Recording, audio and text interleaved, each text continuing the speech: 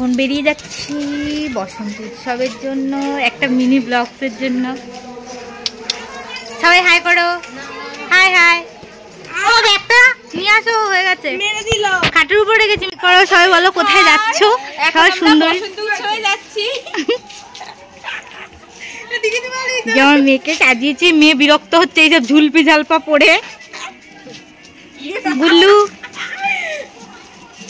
চলো, follow me girls.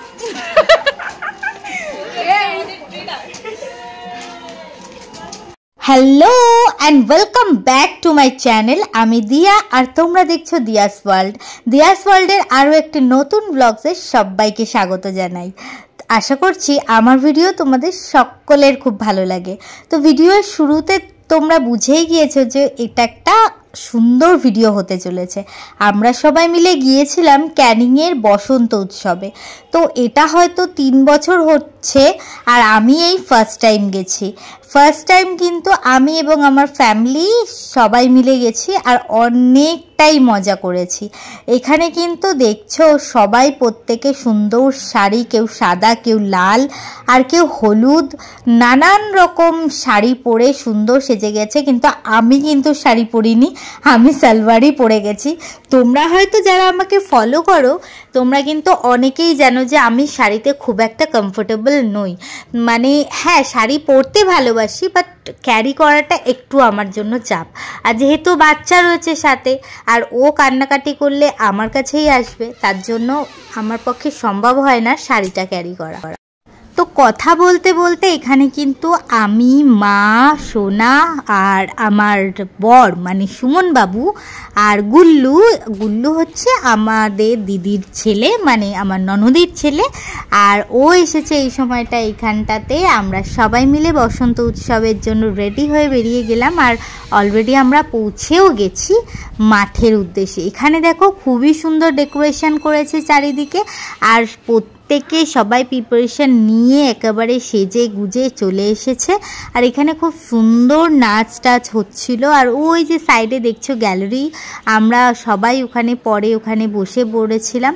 আর এখানে মনাকে একটা সুন্দর ড্রেস পরিয়েছিলাম, কিন্তু প্রথমেই বললাম যে ও একটু বিরক্ত হচ্ছে, আর ও চারিদিকে এত সুন্দর করে দেখছে ফার্স্ট টাইম, স্বাভাবিক। আর এখানে নৃত্য পরিবেশনা হচ্ছিল। আমরা অনেক কষ্ট করে এখান থেকে একটা ভিডিও ক্লিপ নিয়েছি, তার কারণ সামনে অনেক লোক হয়ে গেছিলো আর আমরা অনেকটা পরে গেছিলাম। হ্যাঁ, তবে হ্যাঁ, যতটা এক্সপেক্ট করেছিলাম যে মজা করতে পারবো ঠিক ততটা করতে পারিনি। তার কারণ এটা ঠিক ইয়াং জেনারেশন যারা আছে একদমই, তাদের জন্য খুবই মজাদার। কারণ ওরা ওখানে মাঠে দোল খেলেছে, আর ডিজে এসছিল, তো সবাই খুব ডান্স করেছে। আমরা যারা বাচ্চা ক্যারি করে নিয়ে গেছিলাম বা বয়স্ক মানুষরা, তারা জাস্ট একটু দেখেই বেরিয়ে আসার মতো।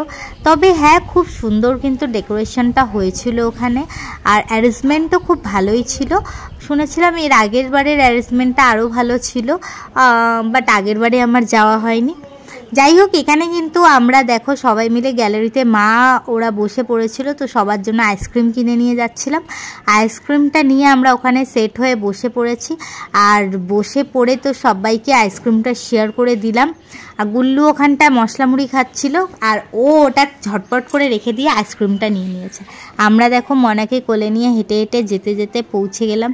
আর সবথেকে বড় কথা হচ্ছে ওখান থেকে না, দূর থেকে নিচের মাঠটা দেখতে অনেক বেশি সুন্দর লাগছিল। তো আমরা তো ওখানে গিয়ে সেট হয়ে বসে পড়েছি। দেখো গুল্লু এখানে আইসক্রিম খাচ্ছে, আর মনাকে তোমরা জাস্ট দেখো, ও এত ভালোভাবে ভদ্রভাবে বসে আছে, কিন্তু আদবে এটা মিনিট 5-এর ব্যাপার ছিল। তারপর ও শুরু করে দিয়েছে ওখানে বেয়ে বেয়ে উঠে করতে। দেখো এখানে কিছু অপরিচিত কিছু মেয়েরা ওকে ড্রেসটা ঠিক করে দিচ্ছিল, ওকে কোলে নিচ্ছিল, কারণ ও উঠে উঠে চলে যাচ্ছিল তাই জন্য। তো যাই হোক, আমরা এখানে দেখো সবাই মিলে বসে একটু চা, একটু ঘটি গরম, এগুলো সবাই খাচ্ছিলাম। এই জিনিসটাই আমার বেশ মজাদার লেগেছে, ওখানে বসে বসে চিপস খাওয়া। আর মনাকেও একটা চিপস দেওয়া, যে খুব একটা ওকে এইসব আমি কোনো দিনই দিই না, বাট ওইখানটায় গিয়ে সবাই যেহেতু খাচ্ছে, এবার ও চাইছে, কিছু তো করার থাকে না, যার জন্য দেওয়া হলো। আর মাঝখানে একটা ভিডিও ক্লিপ তোমাদেরকে দেখিয়ে দিলাম। এখানে দেখো সন্ধ্যা হয়ে গেছে, সন্ধ্যা হয়ে নিচে লোকারণ্য হয়ে গেছে, আর সবাই খুব এনজয় করার জন্য রেডি। কারণ সারেগামাপা থেকে একজন ফোক সিঙ্গার আনা হয়েছিল, অনন্যা চৌধুরী না চ্যাটার্জি কিছু একটা হবে, আমার ঠিক খেয়াল নেই। তো ফোক সিঙ্গার আনা হয়েছিল, উনি গানটা স্টার্ট করাইতে আমার পার্সোনালি খুব একটা ভালো লাগেনি। স্টার্ট হওয়াতে মিউজিকটা এত লাউড ছিল যে আমি গানের কথাগুলোই বুঝতে পারছিলাম না। যাই হোক, তো এমনিতে পরিবেশটা বেশ ভালো লাগছিল। তোমরা দেখতেই পাচ্ছ যে প্রত্যেকটা আলোর ফোকাসে দূর থেকে মাঠটা দেখতে খুবই সুন্দর লাগছিল। তার সাথে আবিরের একটা মানে রং বেরঙের কালার ছড়াচ্ছিল, তো আরও বেশি সুন্দর লাগছিল দেখতে। আর আমরা কিন্তু বেশিক্ষণ ওখানে বসিনি, কারণ মনা কান্না স্টার্ট করে দিয়েছিল, ও চলে আসবে। আর আমাদের বাজারে কিছু শপিং করার ছিল, তো তাই জন্য আমরা আর ওখানটায় বেশি ওয়েট করিনি। ওখান থেকে স্ট্রেট বেরিয়ে গিয়ে আমরা বাড়িতে মনাকে রেখে বাজারে চলে গিয়েছিলাম। ওর জন্য বোতল, জুতো এই সমস্ত কেনাকাটি করে দেন আমরা গুল্লুর জন্য নিয়েছিলাম মোমো। সেই মোমোর দোকানে একটা ছোট ভিডিও ক্লিপ আমরা এই যে নিয়েছি। তারপর বাড়ি। বসন্ত উৎসব তোমরা কেমন এনজয় করলে আমাদেরকে জানিও।